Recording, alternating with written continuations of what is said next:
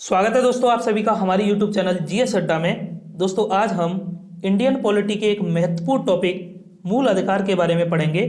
यह एक ऐसा टॉपिक है जिससे प्रत्येक परीक्षा में प्रश्न पूछे जाते हैं। सभी मूल अधिकारों को हम ट्रिक के माध्यम से समझेंगे। आपको रटने की कोई आवश्यकता नहीं है, बहुत ही शानदार ट्रिक मैं आपके लिए लेकर आया हूँ और इससे जुड़े हुए सभी प्रश्नों को हम अंत में टेस्ट में इंक्लूड किया है मैंने, वहाँ पर हम देखेंगे। 2 पार्ट में हम इस टॉपिक को कंप्लीट करने वाले हैं, तो प्लीज वीडियो के अंत तक बने रहना। आइए शुरू करते हैं। इंडियन पॉलिटी में अब तक हमने इतने टॉपिक्स को कंप्लीट कर लिया है जिसमें संविधान की स्रोत, विशेषताएं, संविधान संशोधन, प्रमुख भाग एवं अनुच्छेद, संविधान की अनुसूचियां। अगर यह टॉपिक आपने नहीं देखे हैं तो डिस्क्रिप्शन में आपको लिंक मिल जाएगी, वहां से आप विजिट कर सकते हैं। आज हम पढ़ने वाले हैं मूल अधिकारों के बारे में, तो आइए आगे बात करते हैं। देखिए सबसे पहले मूल अधिकारों में हम इसके इतिहास पर एक छोटी सी नज़र डालते हैं। तो इतिहास में सबसे पहले 1215 ईस्वी में ब्रिटेन में क्रांति के दौरान वहाँ के सम्राट जॉन के द्वारा मूल अधिकार संबंधी प्रथम लिखित दस्तावेज पेश किया गया था। तो सबसे पहले जो है 1215 ईस्वी में ब्रिटिश सम्राट जॉन के द्वारा मूल अधिकार संबंधी प्रथम लिखित दस्तावेज पेश किया गया था, जिसे नाम दिया गया था मैग्ना कार्टा। तभी से मैग्ना कार्टा को मूल अधिकारों का जन्मदाता कहा जाता है। इसके बाद 1789 ईस्वी में फ्रांस द्वारा सबसे पहले लिखित रूप में मूल अधिकार प्रदान किए गए थे। फिर उसके बाद अमेरिका का संविधान बना, तो सब 1791 में अमेरिका के द्वारा नागरिकों को मूल अधिकार प्रदान किए गए।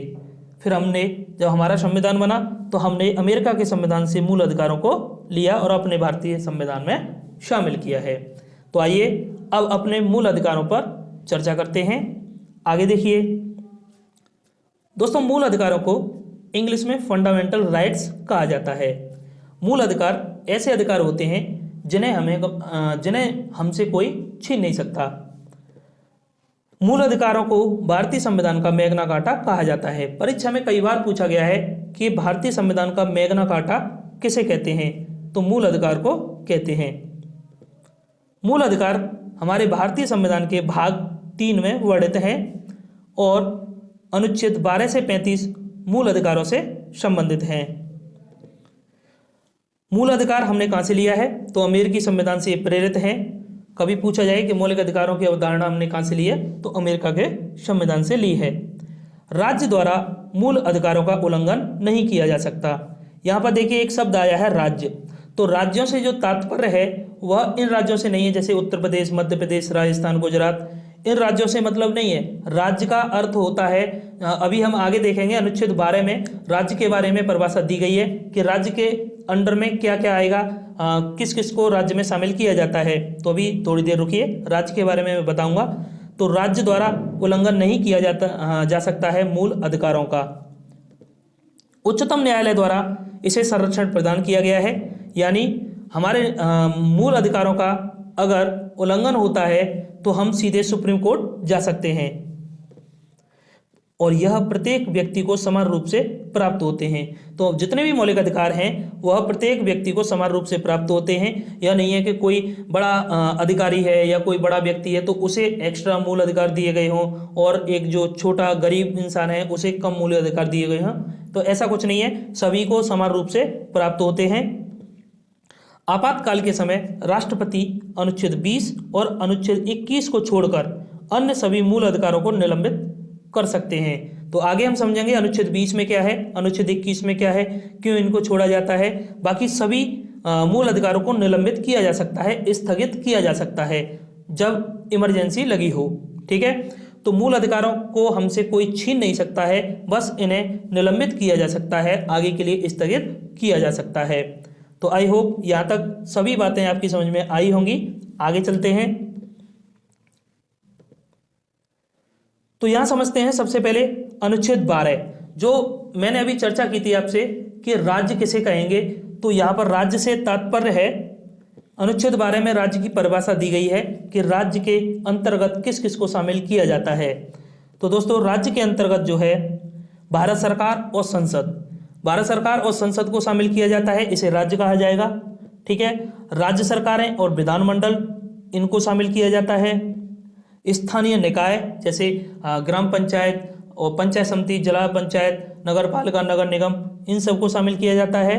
और अन्य प्राधिकारी, प्राधिकारी से मतलब है जो ऐसे अधिकारी जिन्हें कुछ शक्तियां दी गई हों विधि बनाने की या सूचना जारी करने की, उप विधि बनाने की, ठीक है, जो गवर्नमेंट के अंतर्गत काम करते हैं, तो ऐसे प्राधिकारी, इन सभी को जो है राज्य कहा जाता है। तो राज्य से मतलब यह है कि राज्य द्वारा इनका उल्लंघन नहीं किया जा सकता, मौलिक अधिकारों का। तो राज्य द्वारा उल्लंघन नहीं किया जा सकता मतलब ये जो लोग हैं, भारत सरकार, संसद, इनके द्वारा मूल अधिकारों का उल्लंघन नहीं किया जा सकता है। ठीक है, तो अब आप समझ गए होंगे, जो कन्फ्यूजन था आपका वो दूर हो गया होगा कि राज्य का मतलब ये नहीं है कि जो हमारी स्टेट है, उत्तर प्रदेश और ये मध्य प्रदेश, ठीक है, इसका मतलब होता है सरकारें, केंद्र की सरकारें, संसद, राज्य की सरकारें, ठीक है, और जितने भी प्राधिकारी हैं, तो ये सब राज्य हैं। इनके द्वारा अगर उल्लंघन किया जाता है तो हम सीधे सुप्रीम कोर्ट जा सकते हैं। आगे देखते हैं अनुच्छेद 13। अनुच्छेद 13 में दिया गया है कि मौलिक अधिकारों को संसद और विधानमंडल से संरक्षण प्रदान करता है। अनुच्छेद 13 जो है मौलिक अधिकारों को संसद और विधानमंडल से संरक्षण प्रदान करता है। इसका मतलब है कि संसद और राज्य के विधानमंडल कोई भी ऐसा कानून नहीं बनाएंगे जो कि मौलिक अधिकारों का हनन करते हों। ठीक है, तो अनुच्छेद 13 में यह कहा गया है, और आगे यह कहा गया है अनुच्छेद 13 में कि यह सर्वोच्च न्यायालय और उच्च न्यायालय को मौलिक अधिकारों का संरक्षक बनाता है। जैसा कि आप लोगों को पता होना चाहिए कि न्यायपालिका, विधायिका, कार्यपालिका, तीनों को अलग अलग रखा गया है। विधायिका के अंदर आती है संसद, तो संसद का काम होता है कानून बनाना। तो संसद या विधानमंडल कोई भी ऐसा कानून नहीं बनाएंगी जो कि नागरिकों के मौलिक अधिकारों को छीनते हों। उसके लिए सर्वोच्च न्यायालय और उच्च न्यायालय मौलिक अधिकारों की जांच करते हैं। उसी प्रक्रिया को हम कहते हैं न्यायिक पुनर्वलोकन। ठीक है, उसके द्वारा अगर ऐसा कुछ पाया जाता है उस कानून के अंदर, तो उच्च न्यायालय या सर्वोच्च न्यायालय उसे खारिज कर सकते हैं। तो सर्वोच्च न्यायालय और उच्च न्यायालय मौलिक अधिकारों का संरक्षक है, यानी उसका प्रहरी बनाया गया है। इसके द्वारा अनुच्छेद 32 के तहत सुप्रीम कोर्ट और अनुच्छेद 226 के तहत हाई कोर्ट को रिट निकालने के अधिकार हैं। ये 5 रिटें निकाल सकते हैं। कौन कौन सी वो 5 रिटें होती हैं यह हम आगे पढ़ेंगे। ठीक है, चलिए, तो अनुच्छेद 12, अनुच्छेद 13 आप समझ गए होंगे। आगे चलते हैं, मूल अधिकारों को कैसे याद करें। अब आप बात आती है जो हमारे मूल अधिकार जो हमें मिले हैं वो कौन कौन से मूल अधिकार हैं और उन्हें हम किस तरीके से याद रख सकते हैं। तो मैं आपके लिए ट्रिक लेकर आया हूं, बहुत ही अच्छी ट्रिक है, एक लाइन में आप उसे याद कर सकते हैं। तो देखिए, समता ने स्वतः शोषण द्वारा धार्मिक संस्कृति का उपचार किया। देखिए, एक लाइन की बात है, आप 8 से 10 बार इस लाइन को बोलिए। समता ने स्वतः शोषण द्वारा धार्मिक संस्कृति का उपचार किया। ठीक है, तो चलिए हम समझते हैं इसमें कौन कौन से हमारे मूल अधिकार आते हैं। तो समता, तो समता किसी का नाम है, ठीक है, उस तरीके से आप याद रख सकते हैं। तो समता से हो गया समता का अधिकार। तो पहला हमारा मूल अधिकार है समता का अधिकार। स्वतः से है स्वतंत्रता का अधिकार, स्वतः से है स्वतंत्रता का अधिकार। तीसरा, शोषण से है शोषण के विरुद्ध अधिकार, यह हमारा तीसरा मूल अधिकार है। धार्मिक से धार्मिक स्वतंत्रता का अधिकार, यह हमारा चौथा मूल अधिकार है। संस्कृति से संस्कृति और शिक्षा संबंधी अधिकार। उपचार से संवैधानिक उपचारों का अधिकार। तो यह हमारे वर्तमान में 6 मूल अधिकार हैं। ठीक है, चलिए एक एक करके सभी मूल अधिकारों के बारे में हम देखते हैं। तो देखिए, मूल अधिकारों की बात करें तो मूल संविधान में 7 मूल अधिकार थे। मूल संविधान में 7 मूल अधिकार थे। कौन कौन से? तो पहला था समता का अधिकार, अनुच्छेद 14 से 18।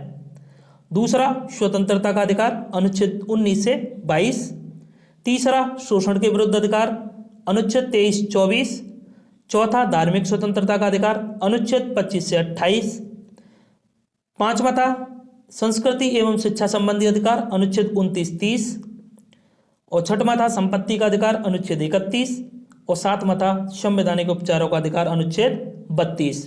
तो अभी हमने ट्रिक में 6 मूल अधिकार जो हमारे वर्तमान में हैं उन्हें हमने देखा था। तो वर्तमान में कितने हैं संविधान में? 6 मूल अधिकार हैं। तो 6 में से, इन 7 में से कौन सा मूल अधिकार हमने हटा दिया है? तो आइए देखते हैं। तो जो संपत्ति का अधिकार था अनुच्छेद 31, जो देखिए ऊपर दिया गया है, ये संपत्ति का अधिकार अनुच्छेद 31, इसको हमने 44वें संविधान संशोधन 1978 के द्वारा और इस श्रेणी से हटा दिया है। अब इसे मूल अधिकार की श्रेणी से हटाकर एक विधिक या कानूनी अधिकार बना दिया गया है और अनुच्छेद 300 क में जोड़ दिया है। तो देखिए इससे क्या मतलब है, जो संपत्ति का जो अधिकार था पहले लोगों का, तो संपत्ति पर मूल अधिकार के लिए अगर कोई राज्य के द्वारा संपत्ति को छीना जाता है तो उसके लिए हम सीधे सुप्रीम कोर्ट जा सकते थे। जैसे कि राज्य सरकार हो या केंद्र सरकार, कोई रोड निकल रहा है या लाइन निकल रही है, रेलवे लाइन, और हमारा खेत, हमारी संपत्ति उस रास्ते में आ रही है, तो राज्य सरकार या केंद्र सरकार पहले उसको जब छीनने की कोशिश करती थी तो हम उसके लिए जा सकते थे सुप्रीम कोर्ट। आज क्या है, आज उसे विधिक अधिकार या कानूनी अधिकार बना दिया गया है। तो विधिक अधिकार और कानूनी अधिकारों को छीना जा सकता है कानून के द्वारा। तो आज जब कोई रेलवे लाइन या रोड निकलता है और अगर हमारा खेत उस बीच में आ रहा है तो उसको राज्य सरकार और केंद्र सरकार उसे हमसे छीन सकती हैं, बशर्ते उसके बदले हमें मुआवजा प्रदान किया जाता है। ठीक है, तो ये पॉइंट्स आप समझ चुके होंगे।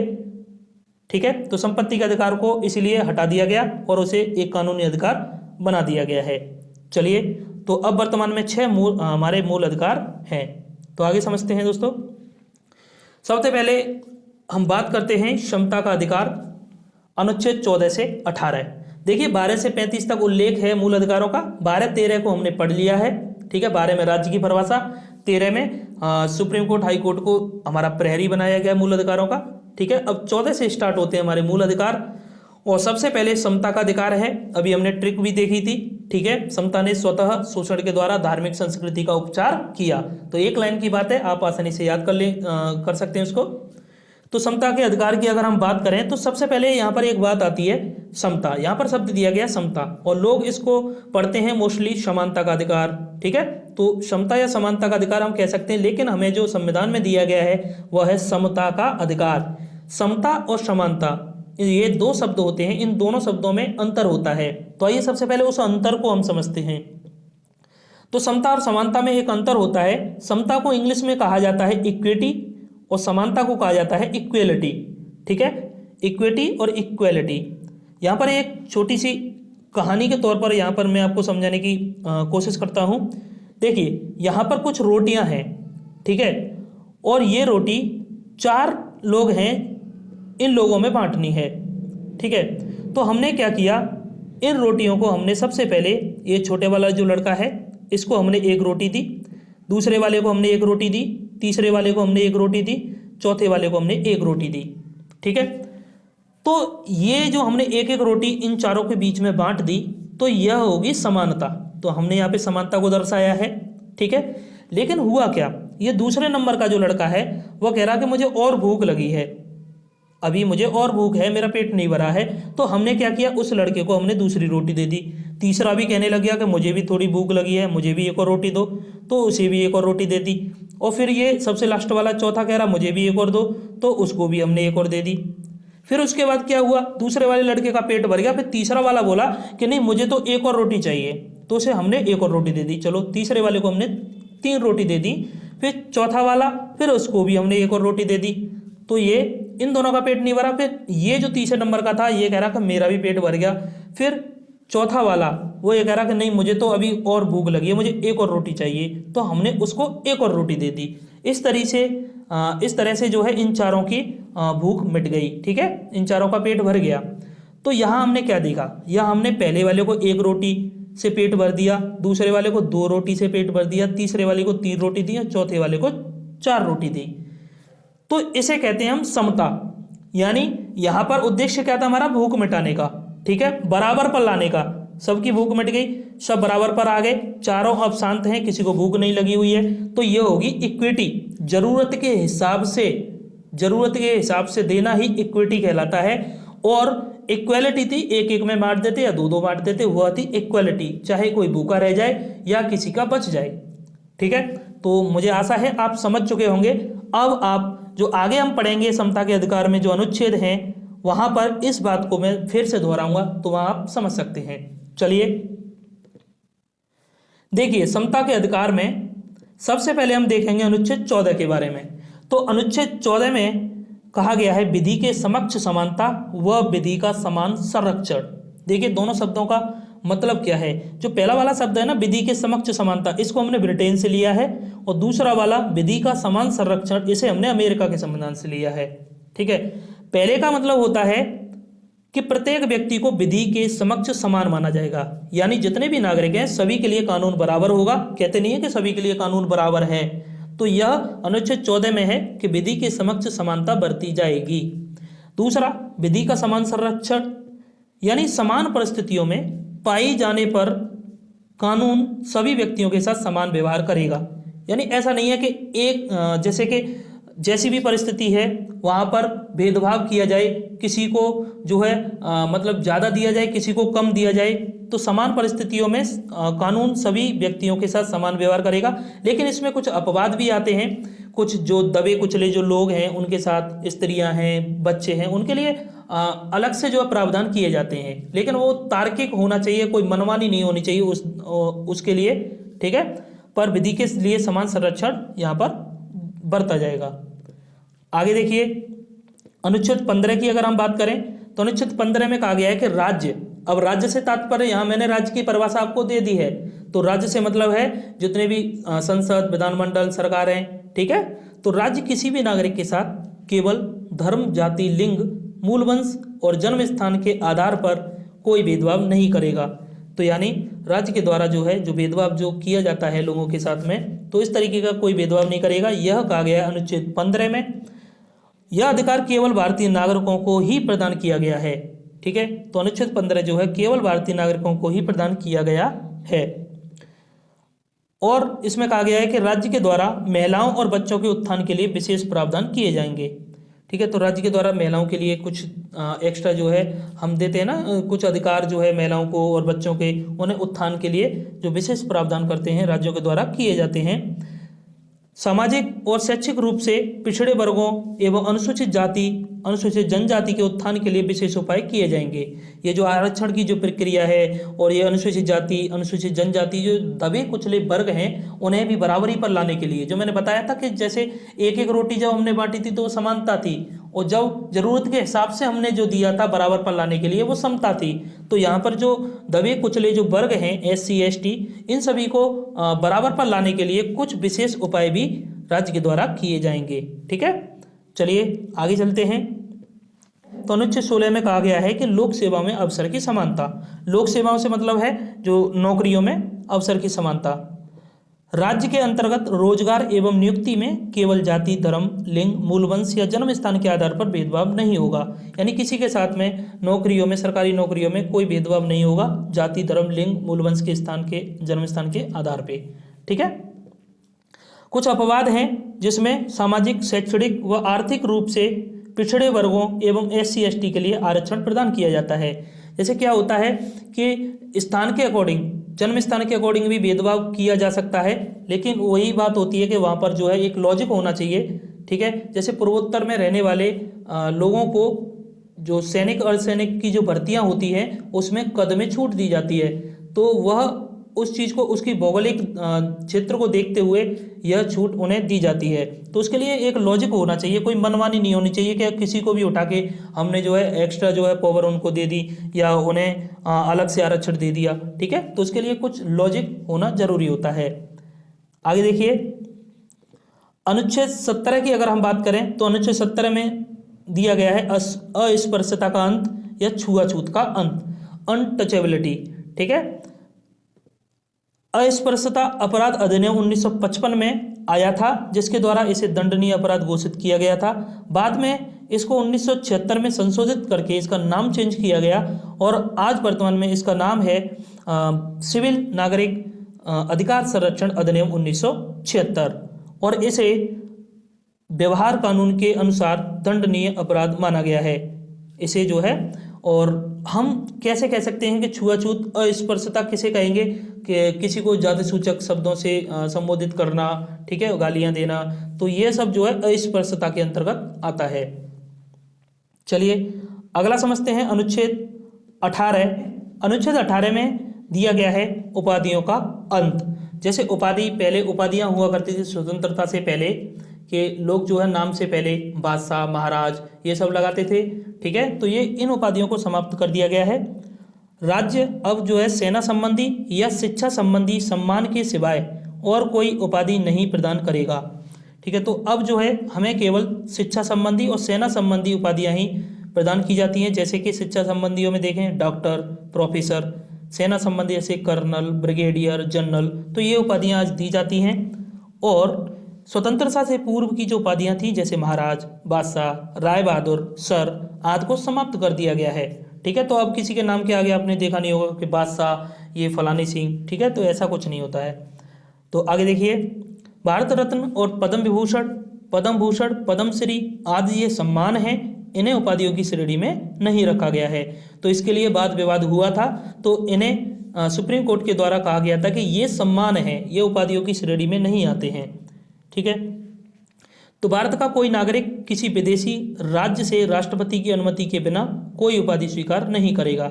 अगर किसी भी देश से कोई उपाधि धारण करनी है तो उसके लिए राष्ट्रपति से पूर्व अनुमति लेनी होगी। चलिए आगे देखते हैं दोस्तों। तो अब हम समझते हैं स्वतंत्रता का अधिकार, अनुच्छेद 19 से 22, राइट टू फ्रीडम। तो देखिए सबसे पहले अनुच्छेद 19 की बात करें तो देखिए अनुच्छेद 19 में दोस्तों मूल संविधान में 7 स्वतंत्रताएं आती थी, लेकिन वर्तमान संविधान में अब 6 स्वतंत्रताएं आती हैं। तो इसमें 19 कहता है कि वाक एवं अभिव्यक्ति की स्वतंत्रता। वाक मतलब बोलने की स्वतंत्रता, कोई भी छोटे से छोटा व्यक्ति, बड़े से बड़ा व्यक्ति कुछ भी बोल सकता है, ठीक है, उसे बोलने का अधिकार है। आजकल देखते होंगे आप लोग जो है सरकारों को, मुख्यमंत्री, प्रधानमंत्री किसी को नहीं छोड़ते हैं, कुछ भी बोल सकते हैं, ये उन्हें स्वतंत्रता का अधिकार है, ठीक है, बोलने का अधिकार है 19A के तहत। 19B में कहा गया है कि बिना हथियारों के एकत्रित होने और सभा करने की स्वतंत्रता है। तो हम कहीं भी बिना हथियारों के एकत्रित हो सकते हैं, सभा कर सकते हैं। 19C कहता है संघ या संगठन बनाने की स्वतंत्रता, हम कोई भी संघ या संगठन बना सकते हैं। 19D में कहा गया है देश के किसी भी क्षेत्र में आवागमन की स्वतंत्रता, यानी हम देश के किसी भी क्षेत्र में जा सकते हैं, हमें कोई रोक नहीं सकता है, हम कहीं भी घूमें, यह हमारा मूल अधिकार है। 19E देश के किसी भी क्षेत्र में निवास करने की स्वतंत्रता, हम कहीं भी रहें, दिल्ली, बम्बई, चेन्नई, जयपुर, कहीं भी रह सकते हैं, कहीं भी निवास कर सकते हैं, यह हमारा मूल अधिकार है, यह स्वतंत्रता हमें दी गई है। 19F संपत्ति का अधिकार, ठीक है, ये 19F में है, कोई भी संपत्ति को अर्जित कर सकते हैं हम, ठीक है। तो ये संपत्ति का जो अधिकार है, जब हमने 44वें संविधान संशोधन के द्वारा संपत्ति का अधिकार अनुच्छेद 31 को जब हटाया था, उसे कानूनी अधिकार जब बनाया था, तो यहाँ से 19 जो F में जो दिया गया है संपत्ति अर्जित करने का अधिकार, इसको भी यहाँ से समाप्त कर दिया गया है, ठीक है। तो इसके बाद आता 19G कोई भी व्यापार, जीविका या कारोबार करने की स्वतंत्रता। तो हम स्वतंत्र हैं, कोई भी व्यापार कर सकते हैं, कोई भी कारोबार कर सकते हैं, ठीक है, तो हमें कोई रोक नहीं सकता है, यह भी हमें 19G के तहत स्वतंत्रता दी गई है। तो यहाँ से समाप्त कौन सा किया गया था? 19F। तो यहाँ से याद कर सकते हैं आप, 19 से कभी भी पूछा जाए कि कौन सा अनुच्छेद जो है हटाया गया था, तो 19F, F से मतलब फेल, F से क्या होता है? फेल। तो कौन सा फेल हुआ था? 19 का आर्टिकल F फेल हुआ था, जो संपत्ति का अधिकार था। तो आसानी से याद हो जाएगा। चलिए, वीडियो अच्छी लग रही हो तो दोस्तों लाइक कर दीजिए, ठीक है, कमेंट करके बताना कैसी लगी ये वीडियो, और अभी तो चल रही है, ठीक है। चलिए आगे चलते हैं। तो आगे हम देखते हैं 19 के बाद अनुच्छेद 20 के बारे में। अनुच्छेद 20 में है दोष सिद्धि के संबंध में संरक्षण। दोष सिद्धि के संबंध में संरक्षण से तात्पर्य है किसी भी व्यक्ति को विधि के उल्लंघन के आधार पर ही दंडित किया जाएगा, यानी कोई कानून किसी व्यक्ति ने तोड़ा है तब भी उसे दंडित किया जाएगा, ठीक है। जब तक दोष सिद्ध नहीं हो जाता तब तक उसे सजा नहीं दी जा सकती है।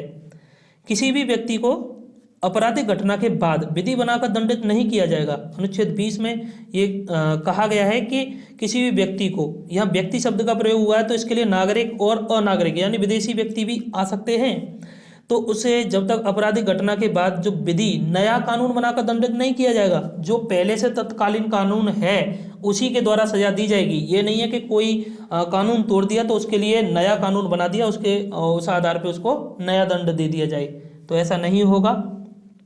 किसी भी व्यक्ति को स्वयं के विरुद्ध न्यायालय में गवाही देने के लिए बाध्य नहीं किया जाएगा। तो ठीक है, ये बात भी आपको ध्यान रखनी है, किसी भी व्यक्ति को एक अपराध के लिए 2 बार दंडित नहीं किया जाएगा। ठीक है, तो किसी व्यक्ति को एक अपराध के लिए 2 बार दंड नहीं दिया जा सकता है। तो अनुच्छेद 20 के तहत ये कहा गया है। तो 20-21 ऐसे आर्टिकल हैं जिन्हें राष्ट्रपति के द्वारा जितने भी हमारे मूल अधिकार निलंबित किए जाते हैं, तो 20-21 निलंबित नहीं होते हैं। ठीक है, तो 20 तो आपने पढ़ लिया है। अब आगे देखिए अनुच्छेद 21 देखते हैं। अनुच्छेद 21 में है प्राण एवं दैहिक स्वतंत्रता। इसे हम कहते हैं जीवन जीने का अधिकार। तो जीवन जीने का अधिकार हमसे कोई नहीं छीन सकता है। यह अधिकार सभी मौलिक अधिकारों में सर्वश्रेष्ठ है। ठीक है, क्योंकि यह तो जीवन जीने का अधिकार है, यही छिन जाएगा तो फिर जिंदा और मरे हुए इंसान में क्या फर्क रह जाएगा। विधि द्वारा स्थापित प्रक्रिया के अनुसार ही किसी व्यक्ति को उसके प्राण एवं दैहिक स्वतंत्रता से वंचित किया जाएगा। यानी कानून के अनुसार, कानून बनाकर ही किसी व्यक्ति के प्राण एवं दैहिक स्वतंत्रता को छीना जा सकता है, अन्यथा ये प्राण एवं दैहिक स्वतंत्रता को कोई हमसे छीन नहीं सकता है। इसका संरक्षण भारतीय नागरिक और तथा विदेशी नागरिक सभी को प्राप्त है। तो जहां भी दोस्तों व्यक्ति शब्द का प्रयोग किया जाएगा तो समझ जाइए कि वहां नागरिक और विदेशी नागरिक दोनों की बात हो रही है। चलिए अनुच्छेद आगे 22 की बात करें, सॉरी अनुच्छेद 21 का, हाँ अनुच्छेद 21 का की हम बात करें, इसे बाद में ऐड किया गया था। तो अनुच्छेद 21 का में है 6 से 14 वर्ष तक के बच्चों को निःशुल्क एवं अनिवार्य शिक्षा का अधिकार। तो अब आप देखते होंगे 6 से 14 वर्ष तक के सभी बच्चों को फ्री शिक्षा दी जाती है और अनिवार्य शिक्षा दी जाती है, तो उनका ये मौलिक अधिकार है, उनसे कोई फीस नहीं ले सकता। यह 86वें संविधान संशोधन अधिनियम 2002 के द्वारा इसको मूल अधिकारों की श्रेणी में जोड़ा गया था। तो 21 का यह है 6 से 14 वर्ष तक के सभी बच्चों को निःशुल्क शिक्षा। तो चलिए अब देखते हैं अनुच्छेद 22। अनुच्छेद 22 की बात करें तो यह है निरोध एवं गिरफ्तारी से संरक्षण। तो इसका अर्थ क्या होता है, तो देखिए मनमानी हिरासत में लेने के विरुद्ध अधिकार। यह है जब किसी व्यक्ति को हिरासत में ले लिया जाए तो यह उसके खिलाफ जो आपके अधिकार रहेंगे, गिरफ्तारी के बाद जो आपके अधिकार हैं वह अनुच्छेद 22 में दिए गए हैं कि आप क्या क्या कर सकते हैं। तो मनमानी हिरासत में लेने के विरुद्ध यह अधिकार है। गिरफ्तारी के कारण जानने का आपको अधिकार होगा कि आप पूछ सकते हैं कि मुझे गिरफ्तार क्यों किया गया है, और मनपसंद वकील से परामर्श करने का अधिकार होगा। वह अधिकारी आपको रोक नहीं सकता है अपने मनपसंद वकील से परामर्श करने से। 24 घंटे में मजिस्ट्रेट के सामने पेश होने का अधिकार है। आप उससे कह सकते हैं कि मुझे जो है 24 घंटे के अंदर मजिस्ट्रेट के सामने पेश किया जाए। अनुच्छेद 22 का संरक्षण सामान्यतः सभी व्यक्तियों को प्राप्त है। यह नहीं है कि कोई विदेशी नागरिक आ गया और उसे उठा लिया, ठीक है, तो ऐसा कुछ नहीं है, सभी व्यक्तियों को यह जो है अधिकार प्राप्त है। कुछ अपवाद हैं इसमें। अपवाद में निवारक नजरबंदी कानून के तहत मात्र संदेह के आधार पर हिरासत में लेना। निवारक नजरबंदी कानून वह होते हैं जिन्हें समय समय पर जो है परिस्थितियों के अकॉर्डिंग बनाया जाता है।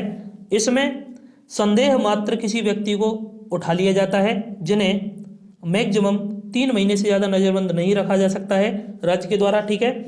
वह कानून पर डिपेंड करता है। संसद विधि बनाकर इस समय को बढ़ा भी सकती है और इससे ज़्यादा दिनों तक नज़रबंद रख भी सकती है। इसके लिए समय समय पर कानून बने थे, जिसमें पोटा, मीसा, टाड़ा, रासुका, इन सभी के नाम आपने सुने होंगे। जैसे पोटा है, 2001 में जब संसद पर हमला हुआ था उस समय पर यह पोटा बनाया गया था, ठीक है, जिसमें 6 महीने के लिए नज़रबंद किया जा सकता था। मीसा है, इंदिरा गांधी सरकार द्वारा लाया गया था। टाड़ा के द्वारा संजय दत्त की गिरफ्तारी की गई थी, ठीक है। रासुका, राष्ट्रीय सुरक्षा कानून, इसके बारे में आप सभी जानते होंगे। तो ये जो निवारक नज़रबंदी जो कानून है, इसमें ये जो अनुच्छेद 22 है, यह काम नहीं करता है, ठीक है। यहाँ पर किसी को भी संदेह मात्र उठा लिया जाता है। चलिए आगे समझते हैं। दोस्तों वीडियो अच्छी लग रही हो तो प्लीज़ लाइक कर देना और कमेंट करके आप हमें सपोर्ट कर सकते हैं, ठीक है। हमारे चैनल को आगे बढ़ाने में आप सभी का सहयोग जरूरी है, ठीक है। तो कोई भी समस्या परेशानी हो तो कमेंट करके हमें बता सकते हैं। और दोस्तों आप हमारे टेलीग्राम चैनल के साथ जुड़ सकते हैं, वहाँ आपको सभी PDF फाइल्स फ्री दी जाती हैं, ठीक है। और पिक्चर कंटेंट और डेली वहाँ पर क्विज कराई जाती है, तो आप एक बार जुड़कर जरूर देखना। डिस्क्रिप्शन में आपको लिंक मिल जाएगी, तो वहाँ से आप देख सकते हैं। तो आगे देखिए, शोषण के विरुद्ध अधिकार, अनुच्छेद 23-24 राइट अगेंस्ट एक्सप्लॉयटेशन। तो देखिए समझते हैं शोषण के विरुद्ध अधिकार को। तो सबसे पहले देखते हैं हम अनुच्छेद 23 के बारे में। अनुच्छेद 23 की अगर हम बात करें तो इसमें है मानव दुर्व्यापार, ह्यूमन ट्रैफिकिंग एवं बलात्श्रम, फोर्स लेबर पर प्रतिबंध, ठीक है। मानव दुर्व्यापार क्या होता है कि मानवों को बेचना खरीदना, जैसे पहले दास प्रथा जो चलती थी, दासों को बेचा जाता था, खरीदा जाता था, वह चीज। बलात्श्रम, फोर्स लेबर, जबरदस्ती काम कराना, ठीक है। तो इस पे प्रतिबंध लगाता है अनुच्छेद 23। तो यह शोषण की श्रेणी में आते हैं। यह संरक्षण नागरिकों एवं और अनागरिकों दोनों को प्राप्त हैं। ऐसा नहीं है कि कोई विदेशी व्यक्ति आया तो उसको जबरदस्ती काम पे लगा दिया कि नहीं काम कर, ठीक है। तो ऐसा नहीं होगा, वह भी शोषण ही माना जाएगा, ठीक है। तो नागरिक अनागरिक दोनों को यह प्राप्त हैं। कुछ अपवाद हैं। राज्य सार्वजनिक हितों के लिए कोई अनिवार्य सेवा ले सकता है। जब भी कोई सार्वजनिक काम होगा तो उसके लिए राज्य द्वारा यह लेबर कराई जा सकती है, ठीक है। लेकिन वो उसमें भी मनमानी नहीं होती है, ठीक है। स्वास्थ्य वगैरह का ध्यान रखते हुए ये सब काम कराया जाता है। तो यह अपवाद की श्रेणी में आता है। आगे देखिए, आगे बात करते हैं अनुच्छेद 24 की। अनुच्छेद 24 में है दोस्तों बाल श्रम पर प्रतिबंध। बाल श्रम मतलब बच्चों पर जो काम कराया जाता है। 14 वर्ष से कम आयु के राज्य जो है 14 वर्ष से कम आयु के किसी बालक को किसी जोखिम भरे काम जैसे कारखाने खान में काम करने के लिए नहीं लगाएगा। तो यह अनुच्छेद 24 में कहा गया है कि राज्य जो है 14 वर्ष से छोटे बच्चों को जो है कोई भी जोखिम काम में नहीं लगाएगा। जो भी काम ऐसे हैं जैसे कारखाना है, खान है, खनन के काम होते हैं, ठीक है, फावड़ा चलाना वगैरह ये सब, तो यह अनुच्छेद 24 में कहा गया है। दोस्तों यहाँ तक हमने देखा पहले पार्ट में। आगे हम दूसरे पार्ट में बाकी के जितने भी मूल अधिकार हैं उन्हें हम देखेंगे, ठीक है। तो मिलते हैं आपसे दूसरे पार्ट में, तब तक के लिए जय हिंद, जय भारत।